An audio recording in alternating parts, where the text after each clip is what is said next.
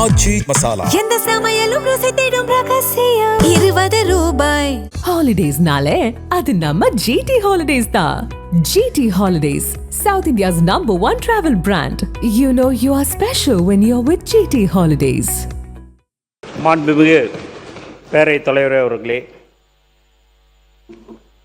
உங்கள் எல்லோருக்கும் முதலமைச்சரை திரையில் நீங்கள் பார்த்துருப்பீங்க. 3 மாதமாக நேரில் பார்த்துன்னு இருக்கிறீங்க. நான் கடந்த 28-29 வருஷமாக அவருடைய நெருங்கி பழகிற வாய்ப்பு எனக்கு கிடைச்சிது. அப்படி பார்க்கும்போது சினிமாவில் மட்டும்தான் நடிப்பார். அதை தாண்டி வெளியில் வந்து நடின்னு சொன்னீங்கன்னா அவருக்கு நடிக்க தெரியாது. அதற்கு அப்பாற்பட்டு ஒரு நல்ல மனிதர் என்பதை இந்த நேரத்தில் நான் உங்களுக்கு தெரிவிச்சுக்கிறேன்.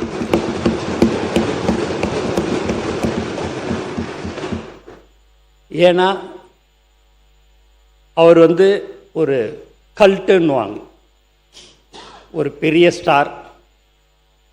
அந்த ஸ்டாராக இருக்கிறோமே அந்த மாதிரியான ஒரு எண்ணங்கள் எப்போதுமே அவருக்கு இன்னைய வரைக்கும் ஒரு முதலமைச்சர் ஆன பிறகு கூட சரி அந்த ஒரு நினைப்பே அவருக்கு இல்லை.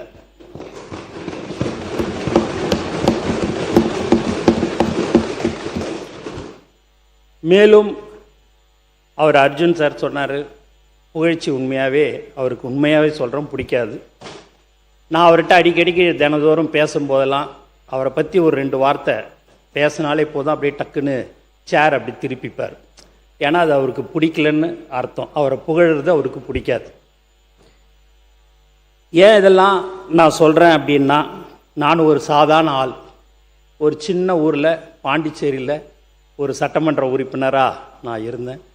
அங்கெல்லாம் உங்களுக்கு தெரியும், ஒரு கவுன்சிலர் அளவுக்கு தான் அந்த ஓட்டு அங்கெல்லாம் இருக்கும். அங்கெல்லாம் இருந்துட்டு எனக்கு இங்கே ஒரு வாய்ப்பு கொடுத்து இன்றைக்கி நான் ஒரு அமைச்சராக இருக்கிறேன்னா அவரை தவிர வேறு யாராலையும் அதை வந்து செய்ய முடியாது. இங்கே நீங்கள் பார்த்தீங்கன்னா எனக்கு பின்னாடி எல்லாம் சட்டமன்ற உறுப்பினர்கள்லாம் இருக்கிறாங்க. துணை சபாநாயகர் பார்த்தீங்கன்னா நில்லுன்னு சொல்லும்போது, எலெக்ஷனில் நில்லுன்னு சொல்லும்போது, ஆனால் என்கிட்ட வெறும் 75,000 ரூபா தானே இருக்குதுன்னாரு. அது போதும் தலைவர் சொன்னார், நீ நில்லு, நான் மற்றதை பார்த்துக்கிறேன், நீ போய் நில்லுன்னாரு. நின்று இன்னைக்கு துணை சபாநாயகராக அவர் வந்துட்டார். நைட்டு 1:30 மணிக்கு முசிறி தொகுதியில் ஃபோன் அடித்தேன் விக்னேஷுக்கு. நைட்டு 1:30 மணிக்கு காலையில் வான்னு சொன்னேன். தலைவர் வந்து அவரை அறிவித்தார். அவரும் இன்றைக்கி ஒரு சட்டமன்ற உறுப்பினர். திண்டுக்கல் மாவட்டத்தில் யார் யாரோ வந்து சீட்டு கேட்டாங்க. அங்கே ஒன்றிய நகரத்தில் ரொம்ப நாள் இருக்கிறாங்கல்ல, அவங்களுக்கு சீட்டு கொடுக்காம ஏன் அவங்களுக்கு கொடுக்கணும்னு நினைக்கிறேன் அப்படின்னாரு. இல்லை, யாருமே பண வசதி இல்லைன்றாங்கன்ட்டு. டெபாசிட்டுக்கு மட்டும் பணம் இருந்தால் போதும், நீ அங்கே இருக்கிற ஆளுக்கு நீ ஒன்றியத்துக்கே விடுன்னு சொன்னார். அவர் சென்ட்ரிங் வேலையெல்லாம் ஒரு நாளைக்கு அவருடைய கூலியே 1000 ரூபா 1500 ரூபா தான் கிடைக்கும். அவர் அண்ணா எனக்கு என்னண்ணே, எனக்கு வேணாண்ணே அப்படின்னாரு. இல்லை, தலைவர் சொல்கிறாரு உனக்கு கொடுக்க சொல்லி கொடுத்தாச்சுன்னாரு. அவரும் இன்றைக்கி ஒரு சட்டமன்ற உறுப்பினராக வந்துக்கிறார்.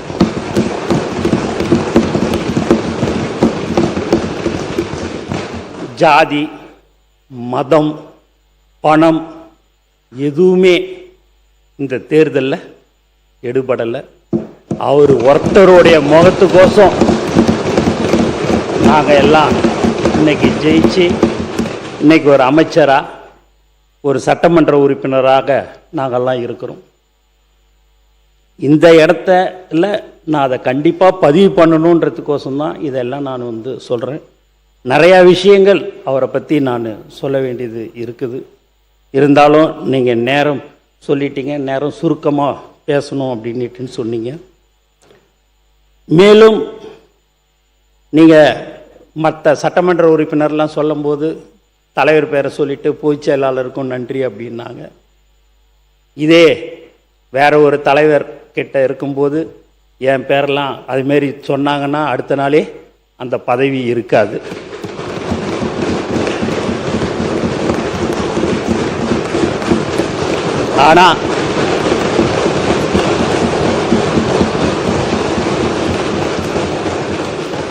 ஆனால் எனக்கு சொல்லும் போதே அந்த பேரை சொல்லும்போது, என் பேரை சொல்லும் போதே நான் அப்படி ஒரு பயப்படுவேன்.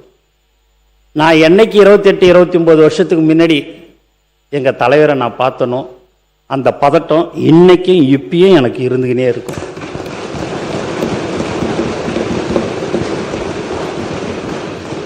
ஒரு உண்மையான ஒரு தலைவர்னா எங்கள் தலைவரை நான் சொல்லலாம். நீங்கள் கூட நாளைக்கு ஏதாவது உங்கள் தொகுதிக்கோ இல்லை வேற ஒரு பிரச்சனைகள் ஏதாவது நீங்கள் சொன்னீங்க அப்படின்னா, நீங்கள் அவரை எப்படி வேணாலும் நீங்கள் அவரை திட்டியிருக்கலாம், இப்படி போனாலும் வந்தீங்கன்னா வாங்க, இன்னும் உங்களுக்கு ஓணும், இன்னும் செய்யணும் அப்படின்னு செய்யக்கூடியவர் தான் எங்கள் தலைவர்.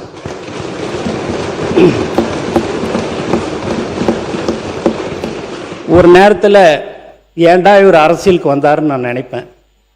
ஏன் அப்படின்னு பார்த்தீங்கன்னா, இந்த யூடியூப்பில் கடந்த 2 வருஷம் 2.5 வருஷமாக அவரை திட்டாத திட்டில்லை.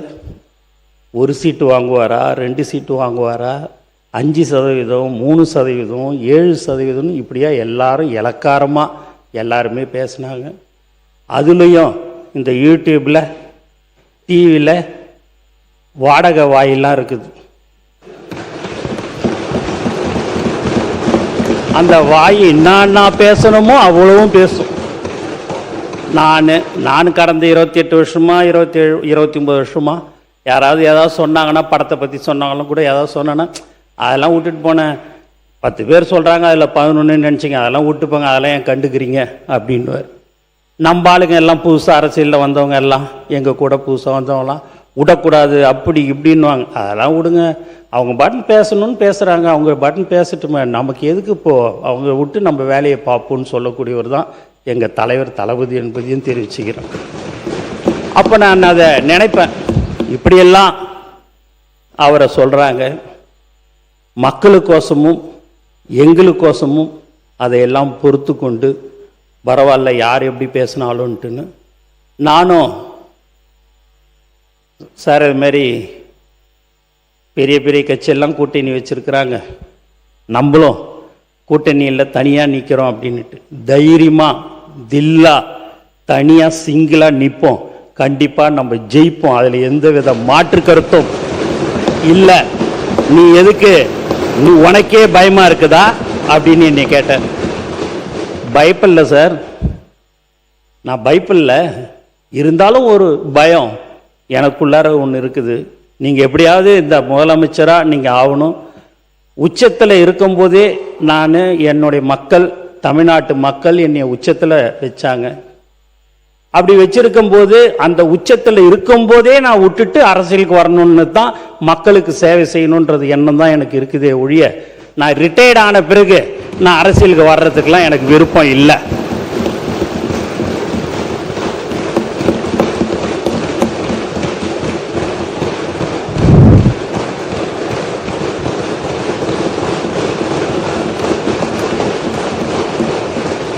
அப்படின்னு அதை சொல்லும் போதெல்லாம் நான் சரி சார் அப்படின்னுட்டின்னு சொன்னேன். எங்கள் ஆளுங்க மாவட்ட செயலாளருக்கெல்லாம் சீட்டு கொடுக்கும்போது போய் வா இந்த மாதிரி சீட்டுக்கு இல்லை நீ நெல்லுன்னும் போது, இல்லை எனக்கு வேணாண்ணே, நான் இட்டுன்னு வர ஒரு ஆளை நீங்கள் சீட்டு கொடுத்துருங்கண்ணே தொகுதியில், எங்களுக்கு வேணான்னு, நான் பார்த்துக்கிறேன்பா, டெபாசிட்டு மட்டும் நீ பணத்தை கட்டிட்டா போதும், நீ பாட்டுன்னு போய் விசில் சின்னத்துக்கு போய் நீ வெறும் ஓட்டை மட்டும் கேளு, அது ஆட்டோமேட்டிக்காக இல்லைண்ணே, ஏதாவது ஆயிடுச்சுன்னா தலைவருக்கு அது தப்பாயிடும்ண்ணே, நான் வேறு யாரையாவது சொல்கிறேன்னு சொல்லி நிறையா பேர் இட்டுன்னு இப்போ 75-80% ரசிகர் மன்றமாக, மக்கள் இயக்கமாக, நற்பணி இயக்கமாக இருக்கிறதுல இருந்தவங்க தான் இன்றைக்கி இருக்கிறாங்க. அந்த மீதி 20% எங்களுடைய மாவட்ட செயலாளர்கள் இவங்களுக்கெல்லாம் சீட்டு கொடுங்க அப்படின்னு சொல்லி சொன்னாங்க, கொடுத்தோம். அதுமாரி மாற்றுக் கட்சியிலேருந்து சில பேர் வந்தாங்க. யார் தலைவர் தளபதியை நம்பி வருகிறார்களோ அவரை ஒரு காலமும் கைவிடாமல் அவர்களுக்கு உடனடியாக அந்த எம்எல்ஏ சீட்டு கொடுக்கப்பட்டது. ஏன் இதெல்லாம் சொல்கிறோம் அப்படின்னு பார்த்தீங்கன்னா, உண்மையாகவே ஒரு மனிதனை எப்படியெல்லாம் புண்படுத்தணுமோ எப்படியெல்லாம் கஷ்டப்படுத்தணும்னு எல்லாருமே நிறைய பேர் வந்து அதை செஞ்சிட்டாங்க. சர்க்கார்ன்ற ஒரு படத்தில் ஒரு பேனரை கிழிக்காமல் இருந்திருந்தா இவங்க தான் திருப்பி வந்திருப்பாங்க. அந்த ஒரே ஒரு பேனர் தலைவர் சர்க்கார் பேனரை கிழிச்சதுனால தான் நீங்கள் விட்டுட்டு உக்காந்துட்டீங்க.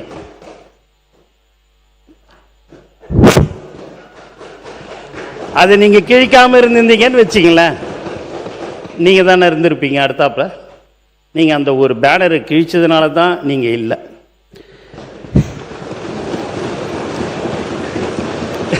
எங்கள் அண்ணன் சிரிக்கிறார் பாருங்க, கரெக்டு தாண்டான்னு நினைக்கிற மாதிரி சிரிக்கிறார். ஏன் இப்படிலாம் சொல்கிறோம் அப்படின்னா, எங்களுக்கு தெரிஞ்சதெல்லாம் எங்கள் தலைவர் தளபதி, எங்களுடைய உயிர் மூச்சு நாடி அனைத்தும் தலைவர் தான். எங்களுக்கு வேற எதுவும் தெரியாது. நானும் வந்து சட்டமன்ற உறுப்பினராக பாண்டிச்சேரியில் இருந்தேன் அப்படின்னா நலத்திட்ட உதவிகள், இதேமாரி ஸ்வச் பாரத் திட்டம், குப்பை வாரம் திட்டம், அந்த இதெல்லாம் நானே தனியாக வண்டியெல்லாம் விட்டு தலைவர் பேரில் அப்பயும் அவருடைய ஃபோட்டோ காமிச்சு ஜெயிச்சு நான் ஒரு சட்டமன்ற உறுப்பினராக இருந்தேன். அண்ணன் காலையில் சொன்னார், சரி அண்ணன், நான் அரசியல்வாதி இல்லை, ஆனால் நீங்கள் ரிஜிஸ்ட்ரேஷன் பண்ணது அரசியல்னு அப்படின்னு சொன்னார். அரசியல் ரெண்டு விதம் இருக்குது. ஒன்று தூய்மையான அரசியல், ஒன்று இப்படி தாண்டா இருக்குது இந்த அரசியல்ன்றது தான். அந்த மாதிரியான ஒரு தூய்மையான அரசியலை நாங்கள் தேர்ந்தெடுத்தோம். இன்னைக்கு ஒரு சட்டமன்ற உறுப்பினராக இருந்து இன்றைக்கி ஒரு அமைச்சராக நான் இன்றைக்கி இருக்கிறேன். டி நகர் தொகுதியில் உண்மையாக சொல்கிறேன், 4 நாள் தான் போய் ஓட்டு கேட்டேன். அதுக்கப்புறம் மீதி நாள்லாம் தலைவரோடு நான் பிரச்சாரத்துக்கு அவர் கூட போயிடுவேன். சாயங்காலம் 7 மணிக்கு ஃப்ளைட் அவுட்டு இறங்கும், 8-8:15 போவேன். ஒரு மணி நேரம் பிரச்சாரம் பண்ணுவேன், வந்துடுவேன். அப்போ ஜீப்பில் ஏறி போகும்போதே பார்த்திங்கன்னா 10 மாடி 12 மாடி இருக்கும். அப்படியே ஒரு செல்ஃபோனை எடுத்துக்கின்னு அவங்களுடைய பேரனோ ஒரு பையனோ யாரோ தெரியாது காட்டுவாங்க. வயசான பாட்டி, ஒரு 70-75 வயசு இருக்கும். அவங்க வந்து வாயில் விசில, கண்டிப்பாக உனக்கு தான் ஓட்டு அப்படின்னாங்க. அதனால் இந்த டி நகர் தொகுதி மக்களுக்கு இந்த நேரத்தில் என்னுடைய மனமார்ந்த நான் நன்றியை நான் தெரிவிச்சுக்கிறேன். எனக்கு கண்டிப்பாக எங்களை பொறுத்த வரைக்கும் நாங்கள் 107 பேர் இங்கே இருக்கிறோம் அப்படின்னா எங்களுக்கோசம் யாருக்கும் ஓட்டு போடல. எங்கள் தலைவர் தளபதிக்காக மட்டும்தான் ஓட்டு போட்டாங்க.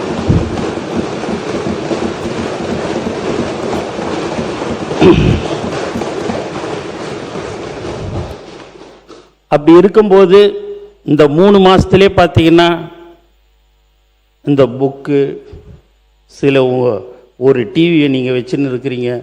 அப்பா, யாரோ ஒருத்தன் ஆன்லைனில் ஒரு உறுப்பினர் கார்டு எடுத்திருந்தா அதை வச்சு தோபார் ஆன்லைன் கார்டை தாவேக்கா உறுப்பினர், தாவேக்கா நிர்வாகின்னு சொல்லி எல்லாத்துலேயும் தினந்தோறும் ஏதாவது ஒன்று சொல்லிக்கினே இருக்கணுன்றது ஒரு குறியாகவே இருக்கிறாங்க. சரி, ஏதாவது ஒன்று செய்யட்டும், எதுனாலும் போட்டோம். நாங்கள் மக்களுக்கு சேவை செய்ய வந்திருக்கிறோம். எங்களை பொறுத்த வரைக்கும் எங்கள் தலைவர்கிட்டையோ மக்களுக்கிட்டேயோ எங்களுக்கு எந்த ஒரு கெட்ட பேரும் வராத அளவுக்கு அமைச்சர் பெருமக்களும் சரி, சட்டமன்ற உறுப்பினரும் நாங்கள் நடந்து கொள்வோம் என்பதை மீண்டும் மீண்டும் நான் தெரிவித்துக் கொள்கிறேன்.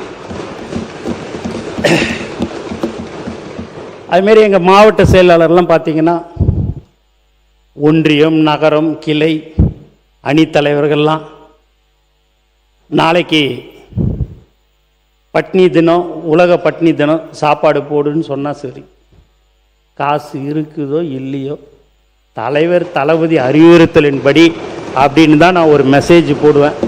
அடுத்த நாளே பார்த்தீங்கன்னா 1000 பேர், 750 பேர். இல்லை அண்ணா, நீங்கள் உங்கள் தலைவரை பற்றிலாம் நீங்கள் அடிக்கடிக்கு பேசுகிறீங்க, நாங்கள் முதல்ல பேசுகிறோம், எங்களுக்கு ஒரு வாய்ப்புண்ணே. எங்கள் தலைவர் இல்லை, அதே எங்கள் தலைவர் இங்கே பக்கத்தில் இருந்தாருன்னா நான் கண்டிப்பாக பேசவே மாட்டேனே. ஒரே ஒரு வார்த்தையை நான் பேசிட்டு நான் அடுத்த உரைக்கு நான் போயிடுவேன். உண்மையாக தான் சொல்கிறேன். இல்லை, மாண்புமிகு அமைச்சர் சொல்ற உருக்கமான அந்த வரலாற்று செய்திகள்லாம் பலர் கேட்டறியா, நாம் அவையில் இருக்கிற உறுப்பினரே கேட்டறியாத அந்த செய்திகள் நாட்டு மக்கள் தெரிந்து கொள்ள வேண்டிய செய்தி. சொல்ல விடுங்க, நான் உங்களை எதுவுமே எங்கள் தலைவரை பற்றி, எங்கள் கட்சியை பற்றி நான் பேசுகிறேன். அவர் யார் சொல்ல முடியும்? சொல்லுங்க. உங்களுக்கு போர் அடிக்காது. இல்ல இல்ல நீங்க சொல்லுங்க. கதை சுவாரஸ்யமா இல்ல இல்ல தான் இருக்கும். ஏன்னா உண்மை கதையை தான் நான் நீங்க சொல்லுங்க. நீங்க சொல்லுங்க. நமக்கு தேர்தலில் மட்டும்தான் அந்த 15 நாள் தான் நீங்களா நானான்னு பார்க்கணும். மற்ற அந்த 5 வருஷத்தில் எங்களோட இணைந்து மக்களுக்கு என்னென்ன தேவைகளோ அதையெல்லாம் சொன்னீர்கள் என்று சொன்னால் மாண்பு முதலமைச்சரும் சரி எங்களுடைய அமைச்சர் பெருமக்களும் உங்களுக்கு ஒத்துழைப்பு கொடுப்போம் என்பதை தெரிவிச்சுக்கிறேன். ஏன்னா அந்த 15 நாள் சண்டைன்றதுனால சொல்கிறேன், அந்த 15 நாள் ஆனாலும் சரி நாங்கள் தான் திருப்பி வருவோன்றதையும் சொல்லி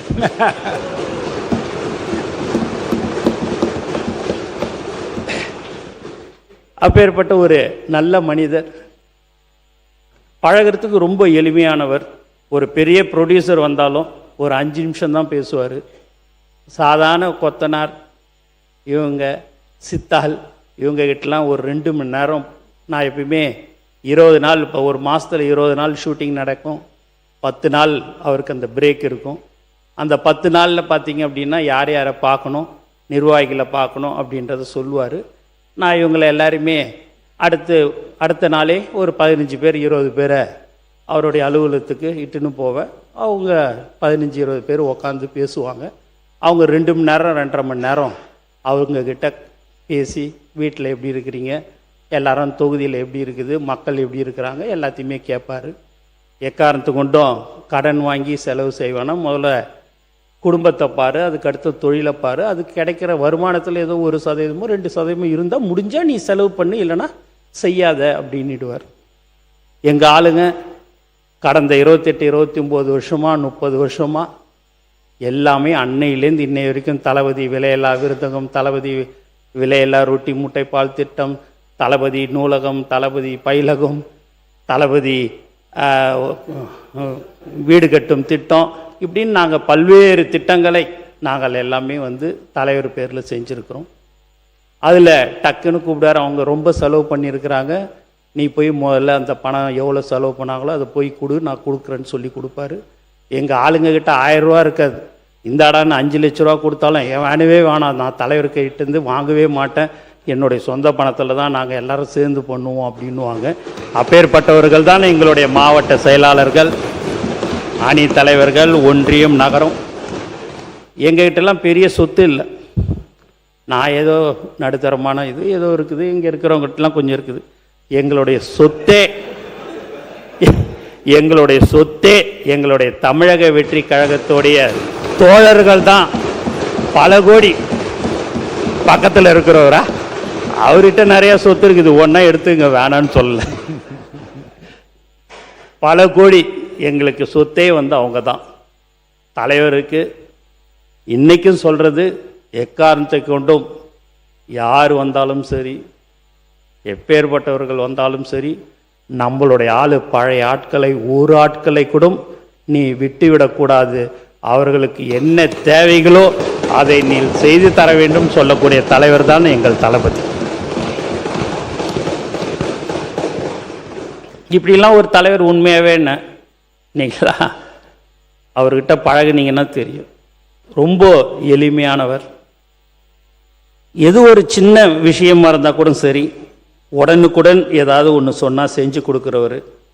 இப்போ நீங்கள் கூட பார்த்தீங்க அப்படின்னா இந்த அண்ணா திமுக எம்எல்ஏ சட்டமன்ற உறுப்பினருடைய தொகுதி தான் வேலூர் மாவட்டம் அணைக்கட்டு தொகுதியில் அணைக்கட்டு பிளாக் அல்லேரி கிராமம் மலை சுமார் 8 கிலோமீட்டர் அளவுக்கு 21 கோடி ரூபாய்க்கு இப்போ டெண்டர் விட போகிறோம்.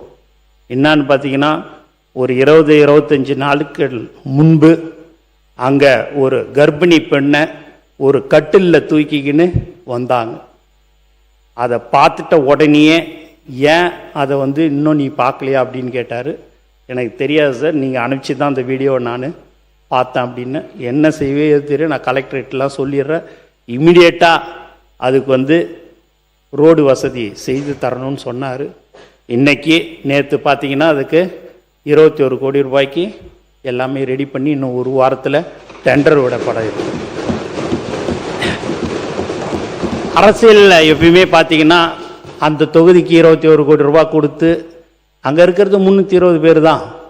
ஆனால் 21 கோடி கொடுத்து நீங்கள் போயிட்டு ரோடு போட்டோன்னா அந்த 320 ஓட்டம் அந்த கட்சியை சேர்ந்த எம்எல்ஏக்கு தான் போகுன்றது எல்லாருக்குமே தெரியும்.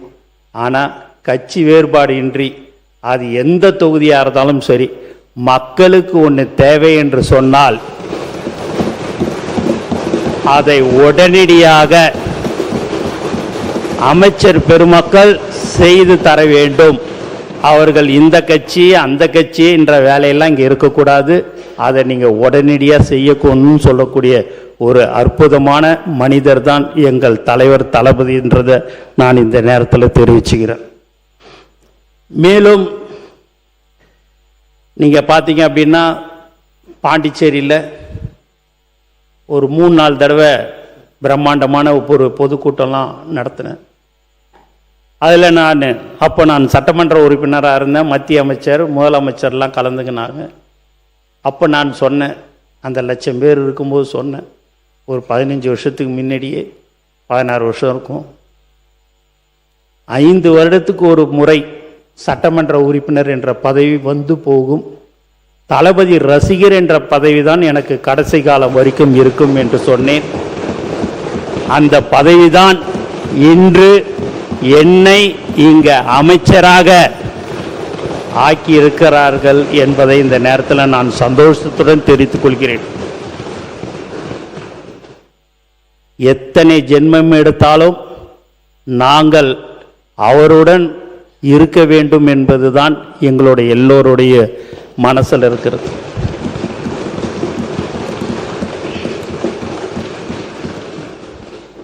ஒரு 9 லட்சம் பேருக்கு கட்சி நம்ம ரசிகர் மன்றமாக இருக்கும்போது பதவி போட்டோம். கட்சி ஆரம்பித்த உடனே எல்லாரும் கேட்டது, இன்னும் ஆள் போட முடியல, மாவட்ட செயலாளர் போட முடியல, நீங்கள் கட்டமைப்பு இல்லை அப்படி இல்லைன்னாங்க. அந்த 9,12,320 பேருக்கு மக்கள் இயக்கத்தில் இருந்தாங்க. அவங்களுக்கு 3,16,217 பேருக்கு நாங்கள் அந்த போஸ்டிங் போடணும். அப்போ குறைஞ்சது ஒரு 6 லட்சம் பேருக்கு பதவி எங்களால் கொடுக்க முடியாது. அதையெல்லாம் சரி பண்ணி அந்த கட்டமைப்பை உருவாக்கி இன்னைக்கு தமிழக வெற்றி கழகம் வெற்றி பெற்றிருக்கிறது என்பதை தெரிவிச்சுக்கிறேன். அதில் எப்படியாவது சில பேர் குளிர் காயணும், எப்படியாவது கட்சி 2 ஆகும் 3 ஆகும் 4 ஆகும் அப்படிலாம் நினச்சாங்க. அதுக்கெல்லாம் வாய்ப்பே இல்லை. இப்போ கூட சரி, எங்கள் ஆளுங்ககிட்டேருந்து நீங்கள் ஒரே ஒரு ஆளை கூட நீங்கள் இப்படி இன்னாட்ட இப்படி வான்னு சொன்னால் வரவே மாட்டேன்.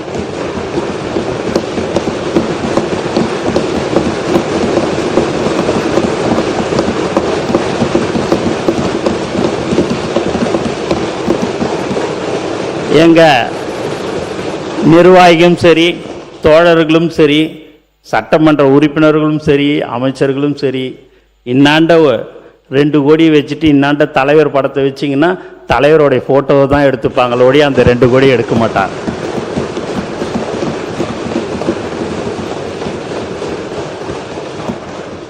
ஏன்னா அவ்வளோ மரியாதை கொடுப்பார். ஒரு தொண்டனை எப்படி மதிக்கணுன்றது அவருக்கு பயங்கரமாக அதில் விட்டு கொடுக்கவே மாட்டார். ஒரு பிரபல டைரக்டர், இப்பயும் அவர் ஒரு பிரபல டைரக்டர், தலைவர் படத்தை இயக்கியிருக்கிறார். அவர் ஒரு தொகுதியை கேட்கும்போது கேட்டுக்கினார். அதுக்கு அடுத்த நாள் திருப்பி எனக்கு அந்த தொகுதி ஒன்றுன்னு ஒரு 1.5 வருஷத்துக்கு முன்னாடியே கேட்டார். கோச்சிக்காத நண்பா, அது அந்த தொகுதி என்னுடைய மாவட்ட செயலாளர் பல ஆண்டு காலமாக அங்கே உழைத்து கொண்டிருக்கிறார், அவரை விட்டுட்டு உனக்கு நான் கண்டிப்பாக நான் தரமாட்டேன், கோச்சிக்காதுன்னு சொன்னார்.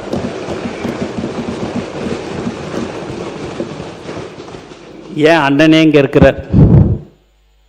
உண்மையாகவே ஒரு சபாநாயகர் எங்களுடைய கட்சிக்கு கிடைத்த வரம்ன்ட்டு கூட நாங்கள் சொல்லலாம்.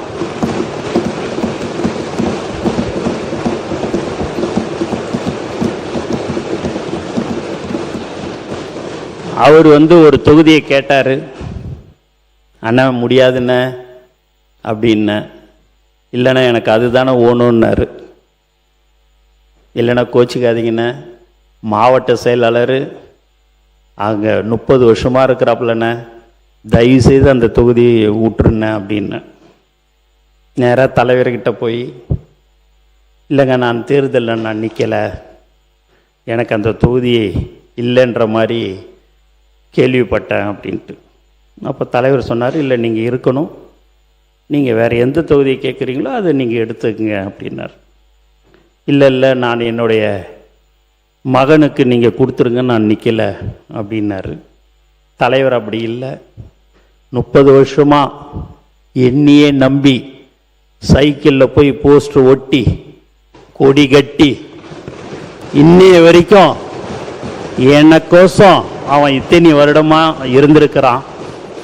அவனை எக்காரணத்தை கொண்டும் ஒரு சாதாரண தொண்டனை நான் விடமாட்டேன்னு. அதே போல் நீங்களும் எனக்கு வேண்டும், அதற்காக நீங்கள் நின்னே ஆக வேண்டும் என்று சொன்னார். அவர் ஒரு தொகுதியில் வேறு தொகுதியில் நின்னார். அண்ணன் ஜெயிச்சார். இன்னைக்கு ஒரு சபாநாயகராக பார்க்கறதுக்கே ஒரு அம்சமாக, ஒரு அழகாக அவருடைய பேச்சு, அவருடைய இப்போ நான்லாம் பேசும்போது பார்த்தீங்க அப்படின்னா பேப்பரை கொடுத்து படிக்க சொன்னீங்கன்னா அப்படியே 2-3 வார்த்தை எதாவது ஸ்லிப் ஆகும். அதை நான் அப்படியே அவர் வாயே, எங்கள் அண்ணன் வாயை பார்த்துன்னு இருப்பேன். அவ்வளோ அழகாக திருத்தமாக ஒரு வார்த்தையும் அவ்வளோ அழகாக பேசக்கூடிய ஒரு சபாநாயகர் எங்களுக்கு கிடச்சிருக்கிறாரு.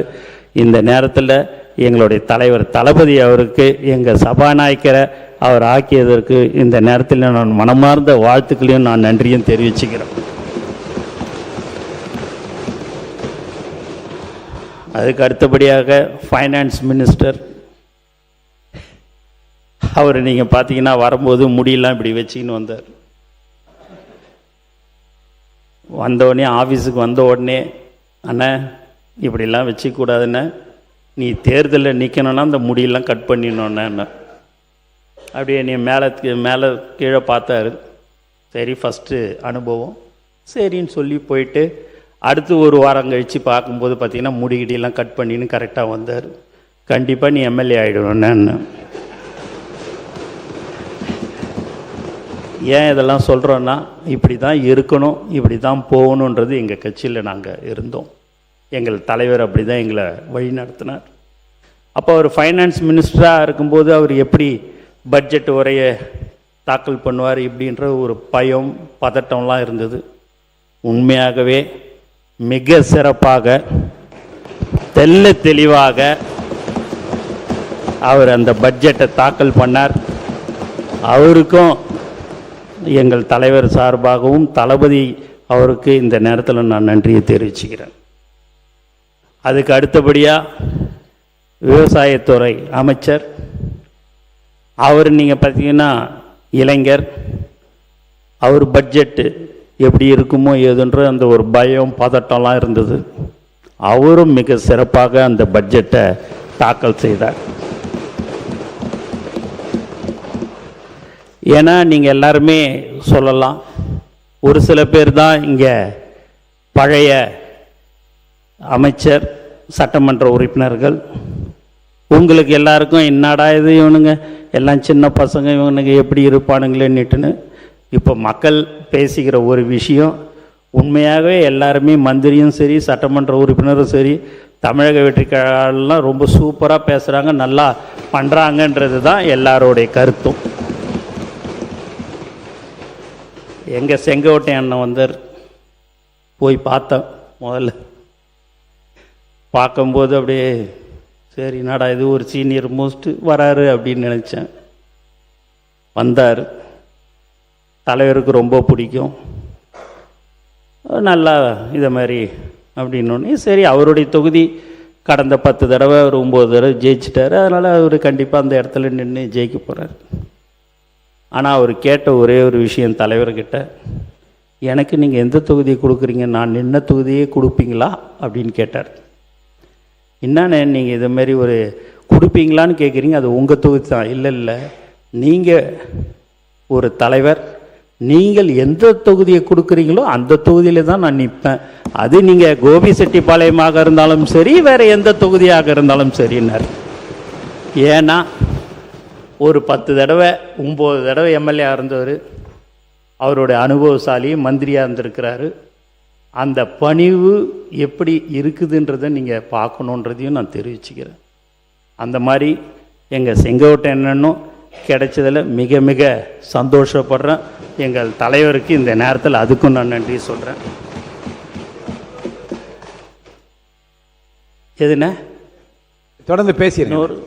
இன்னொரு 5 நிமிஷம் அப்படி. ஏன்னா இந்த சபையில் எல்லாமே தெரியணும், உங்களுக்கும் நாங்கள் யாருன்றது தெரியணுன்றதுக்கோசம் தான். நீங்கள் நிறைய தடவை நாங்கள் மீட்டிங்கில் பேசியிருப்போம், நீங்கள் அதெல்லாம் கேட்டிருப்பீங்க, அதெல்லாம் கரெக்டு தான். இருந்தாலும் இந்த நேரத்தில் நீங்கள் உங்கள் தலைவரை பற்றி சொல்லும்போது, உங்கள் வரலாறை பற்றி சொல்லும்போது, எங்களுடைய வரலாறு 2 வருஷம்தான், 2.5 வருஷம்தான். அந்த 2.5 வருஷத்து வரலாறை நான் கொஞ்சம் சொல்லிக்கலான்றதுக்கோசம் தான் நான் சொல்கிறேன். அவர் ஆதவ அர்ஜுனா சகோதரர் எனக்கு கண்டிப்பாக ஓணும் அப்படின்னு சொல்லி நான் தலைவர் தளபதிக்கிட்ட கேட்டு, அவர் எனக்கு கண்டிப்பாக நம்ம கட்சிக்கு தேவைன்னு சொல்லி கேட்டு வாங்கினேன். ஏன்னா உங்கள் கூட நிறையா நாள் நிறையா வருஷம் கூட இருந்தார். அவர் ஒரு புத்தகம் வெளியிட்டதுனால அவருக்கு வந்தது, அவரை விட்டாங்க, நாங்கள் இட்டுக்கணும்.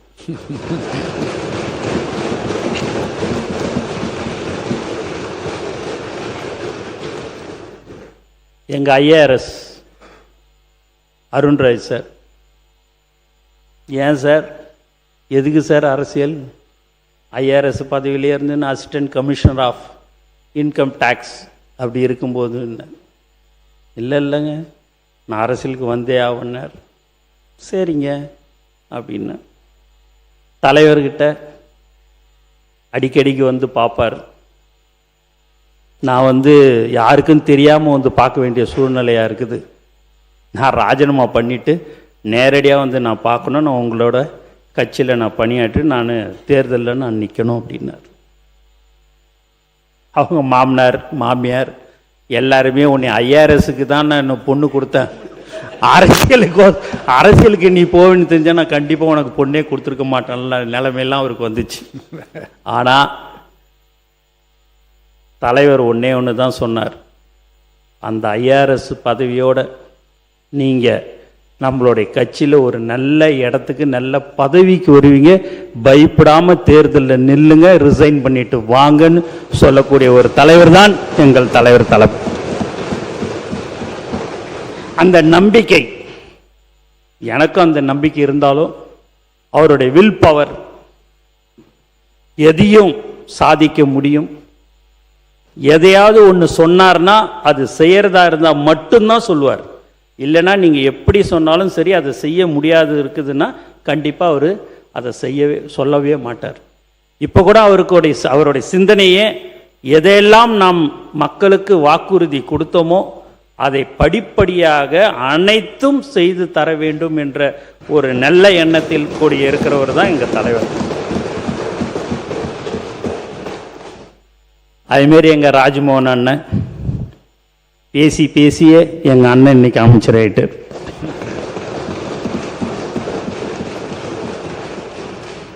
எல்லாரும் பார்க்குறாங்க கூட்டணி கட்சியில் இருக்கிறவர், என்னடா இது என்னை பற்றி எதுவுமே சொல்லலையான்னுட்டுன்னு. அதெல்லாம் விஸ்வநாத அண்ணனும் சரி, நானாவும் சரி, டூரிசம் மினிஸ்டரும் சரி, விசிகேலேருந்து இருக்கிற அண்ணனும் சரி, எல்லாமே எங்களுக்கு உண்மையாகவே எங்கள் தலைவருக்கு ஒரு உண்மையானவர்கள் எல்லோரும் எங்களுடன் இருக்கிறார்கள் என்பதை இந்த நேரத்தில் தெரிவிச்சுக்கிறோம். அவர் வெங்கட் சார் ரொம்ப காலமாக ட்ரெஷரராக நம்ம எங்களுடைய தலைவரோடு இருந்தார். இன்றைக்கி அவருக்கும் இன்றைக்கி சீட்டு கொடுத்து இன்றைக்கி ஒரு சட்டமன்ற உறுப்பினராக இருக்கிறாரு. இங்கே இருக்கிற பின்னாடி அமைச்சர்கள் எல்லாருமே நீங்கள் பார்த்தீங்கன்னா எல்லாருமே ரசிகர் மன்றத்திலேருந்து தான் நாங்கள் எல்லாமே வந்தோம். ரசிகர் மன்றம் 8லேருந்து நற்பணி மன்றம் எல்லாமே 28 29 வருஷமாக இருந்தோம். அதனால தான் நான் சொன்னேன், ஒருத்தவங்களை கூட யாருமே இப்படியும் இழுக்க முடியாது அப்படியும் இழுக்க முடியாது. எந்த இடம்னு பார்த்தா தலைவர் தளபதின்றது மட்டும் அவர் கூடயே தான் வாழ்நாள் முழுவதும் சாகும் வரை தலைவர் தளபதி கூட தான் நாங்கள் எல்லோரும் இருப்போம்.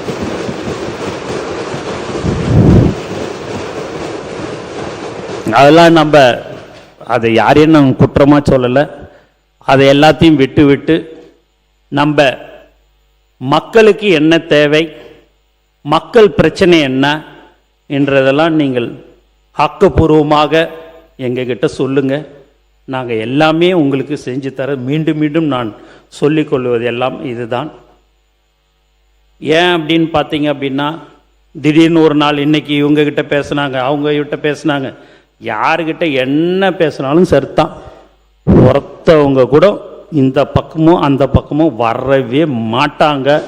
அதில் திட்டவட்டமாக சொல்லிடுறேன். ஏன்னா எல்லாருமே இங்கே நீங்கள் பேசுனதுக்கு குடிநீரை பற்றி இன்றைக்கி எல்லாருமே பேசுனாங்க.